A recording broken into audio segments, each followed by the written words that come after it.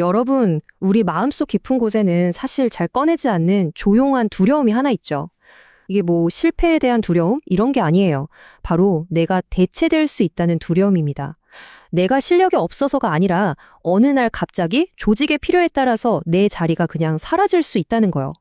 오늘 이 시간에는요, 역사상 가장 위대한 천재 레오나르도 다빈치의 생존 전략을 통해서 이 근원적인 불안감에서 벗어나고 대체 불가능한 존재가 되는 법을 한번 파헤쳐 보겠습니다. 자, 한번 이 역설적인 질문으로 시작해 볼까요? 우리는 보통 열심히 노력하면 내 가치가 올라가고 그게 결국 나를 지켜줄 거라고 믿잖아요. 누구보다 늦게까지 일하고 제일 많은 일을 처리하면서 성과를 내는데도 왜 조직 개편이나 예산 삭감 같은 얘기가 나올 때마다 우리는 여전히 불어는 걸까요? 이거 정말 답답한 현실이죠. 바로 이 슬라이드가 그 이유를 딱 보여줍니다. 우리는 노력이 안정성을 가져다 준다고 믿지만 현실에서 조직이라는 시스템은요, 구조로 안정성을 판단하거든요. 시스템은 누가 제일 헌신적으로 일했지? 이걸 궁금해하지 않아요. 대신 누구를 가장 문제없이 교체할 수 있을까? 이걸 묻죠. 만약 당신의 가치가 오직 노력의 양으로만 측정되고 있다면 당신은 이미 교체하기 가장 쉬운 부품이 되어가고 있는 거예요. 그래서 오늘 우리는 이 6단계를 따라서 대체 불가능성의 비밀을 한번 풀어볼 겁니다. 우리가 왜 이런 덫에 빠지는지부터 시작해서 다빈치의 놀라운 사례를 통해 측정의 게임에서 탈출하는 법을 배우고요. 그리고 자신만의 단단한 구조를 만들고 지키는 방법을 알아본 뒤에 마지막엔 당장 시작할 수 있는 작은 도전 과제까지 쭉 한번 달려보겠습니다. 자, 첫 번째 파트입니다. 우리 대부분이 자신도 모르게 빠져있는 함정이죠. 바로 대체 가능성의 덫에 대해서 알아보겠습니다. 이게 바로 그 덫의 핵심 원리인데요. 생각해보세요. 내가 일을 잘해서 결과물을 많이 낼수록 내 기여도는 어떻게 되죠? 맞아요. 보고서나 엑셀 시트 위에 찍히는 숫자가 되기 쉬워져요. 근데 이 숫자는요, 비교하기도 너무 쉽고 대체하기도 너무 쉬운 거예요. 더 저렴하거나 더 효율적인 다른 숫자로 말이죠. 꼭 기억하셔야 해요. 시스템은 당신의 노력을 두려워하는 게 아니에요. 당신이 만든 구조를 두려워하는 거죠. 아니, 그럼 이 덫에서 대체 어떻게 빠져나올 수 있을까요? 자, 여기서 그 힌트를 줄 한 사람을 소환해 보겠습니다. 현대적인 생산성의 모든 규칙을 가볍게 무시했던 남자죠. 바로 레오나르도 다빈치입니다. 이 문장 진짜 흥미롭지 않아요? 다빈치는요, 맡은 일 대부분을 끝내지 못했어요. 마감 어기는 건 뭐 일상이었고요. 요즘 회사 같았으면 아마 최악의 팀원 소리 들었을걸요? 근데 신기한 건 아무도 그를 자르지 못했다는 거예요. 오히려 세상이 그의 속도에 맞춰서 기다려줬죠. 도대체 왜 그랬을까요? 왜냐하면 그의 가치는 완성된 그림 몇 장? 이런 결과물의 양이나 속도에 있지 않았거든요. 다빈치를 바꾼다는 건 그냥 일하는 사람 한 명을 바꾸는 그런 문제가 아니었던 거예요. 그건 바로 문제를 해결하는 아주 독창적인 관점, 세상을 보는 완전히 새로운 운영체제 자체를 잃어버리는 거였죠. 이런 건 돈 더 주고 빠른 사람 데려온다고 해서 절대 복제할 수 있는 게 아니잖아요. 자, 그럼 이제 다빈치한테서 배울 수 있는 구체적인 법칙들을 한번 알아볼게요. 우리를 그냥 부품으로 만들어버리는 이 측정 게임에서 빠져나오는 방법입니다. 자, 이 세 가지가 탈출의 시작점입니다. 첫째, 결과물 양으로 승부하지 마세요. 그 게임에 발을 들이는 순간 우리는 결국 기계나 더 싼 인력한테 질 수밖에 없어요. 둘째, 여러 분야를 넘나들어야 합니다. 한 분야만 파는 게 안전해 보이죠. 근데 그건 규칙이 명확하다는 뜻이고 그 말은 곧 대체하기도 쉽다는 뜻이거든요. 마지막으로 셋째, 단순히 과업이 아니라 시스템을 배우는 겁니다. 포토샵 기술은 언젠가 사라질 수 있지만 디자인 시스템에 대한 이해는 영원히 가거든요. 네, 바로 이거예요. 핵심은 우리의 목표는 더 효율적인 부품이 되는 게 아닙니다. 세상에 몇 없는 희소한 존재가 되는 거죠.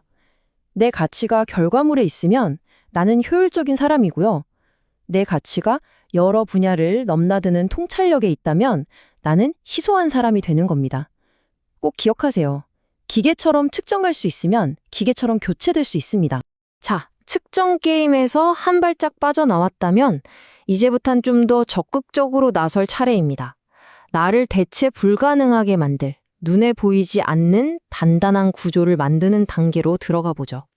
이 세 가지 법칙은요, 내 가치를 내 머릿속에서 꺼내서 하나의 시스템으로 만드는 과정이라고 보시면 돼요.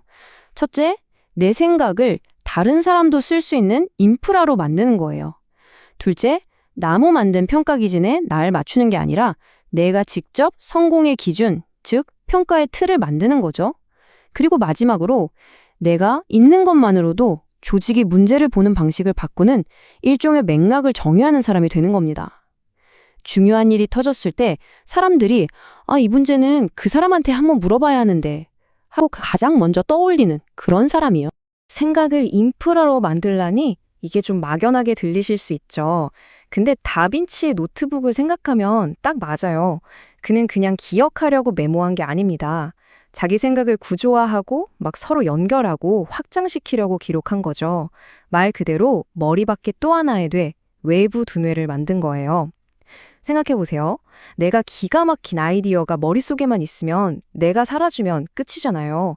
근데 그걸 하나의 프로세스, 하나의 프레임워크로 만들어두면 그건 나 없이도 돌아가는 자산이 되는 겁니다. 재능은 대체될 수 있지만 이런 독창적인 방법론은 대체하기가 정말 어렵죠. 자, 이제 거의 다 왔습니다. 마지막 법칙들이에요. 이렇게 힘들게 쌓아 올린 나만의 가치를 어떻게 지켜낼 것인가. 일종의 방어 전략이죠. 이 두 가지 정말 중요합니다. 첫째, 내 시간과 에너지는 뺏어가면서 정작 내 핵심 가치를 높이는 데는 아무런 도움도 안 되는 그런 값싼 요청들 있잖아요. 그런 건 단호하게 거절할 줄 알아야 해요. 둘째, 뭐 하나 할 때마다 일일이 허락받고 인정받으려는 습관을 버리는 거예요. 스스로 판단하고 책임지는 급진적 자율성을 갖는 거죠. 이걸 꼭 기억하셔야 해요. 내가 별로 중요하지도 않은 회의에 들어가고 사소한 부탁에 네, 알겠습니다라고 말하는 그 모든 순간이요. 그게 바로 저는 그냥 대체 가능한 사람으로 남을게요라고 스스로 투표하는 거나 마찬가지예요. 대체 불가능해진다는 건 결국 이런 자잘한 일들을 거절할 용기를 내서 거기서 아낀 시간과 에너지로 진짜 깊이 있는 일을 할 때 만들어지는 거거든요. 자, 지금까지 머리로 이해했던 이 모든 것들을 이제 진짜 여러분의 현실로 가져와 볼 시간입니다. 아주 작지만 구체적인 행동으로 한번 옮겨보는 거예요. 모든 걸 한 번에 다 바꾸려고 하지 마세요. 그건 불가능해요. 좌절감만 느낄 뿐이죠. 딱 하나면 충분합니다. 오늘 우리가 얘기했던 법칙들 중에 가장 마음에 와닿는 거 하나만 고르세요. 그리고 그것과 관련된 나의 대체 가능한 행동 딱 하나만 이번 주에 한번 없애보는 겁니다. 예를 들면 이런 거죠. 내가 굳이 안 들어가도 되는 회의 요청? 이번에 한번 정중하게 거절해보는 거예요. 아니면 우리 팀이 너무나 당연하게 생각하는 그 성과 지표 있잖아요. 거기에 대고 근데 이 숫자가 정말 우리의 성공을 보여주는 게 맞을까요? 하고 질문 한번 던져보는 겁니다. 그것도 아니면 완전 다른 두 분야의 아이디어를 한번 엮어서 새로운 제안을 해보거나 매번 상사한테 확인받던 사소한 결정, 이번 딱 한 번만 내가 그냥 해보는 거죠. 바로 이 작은 균열이 모든 변화의 시작이 될 겁니다. 자, 오늘 이야기를 마치면서 마지막으로 이 질문을 스스로에게 한번 던져보셨으면 좋겠습니다. 만약 내가 내일 회사를 그만둔다면 그냥 내 업무 공백 말고 이 조직에서 과연 무엇이 함께 사라질까? 나만의 독특한 관점? 문제를 해결하는 나만의 방식? 혹시 이 질문에 대한 답이 바로 떠오르지 않는다면 오늘 우리가 나눈 이야기가 그 답을 만들어가는 좋은 첫걸음이 되어줄 거예요. 기억하세요. 당신의 진짜 가치는 당신이 얼마나 많은 일을 처리했느냐가 아니에요. 바로 당신이 사라졌을 때 무엇이 함께 사라지는가, 그걸로 증명되는 겁니다.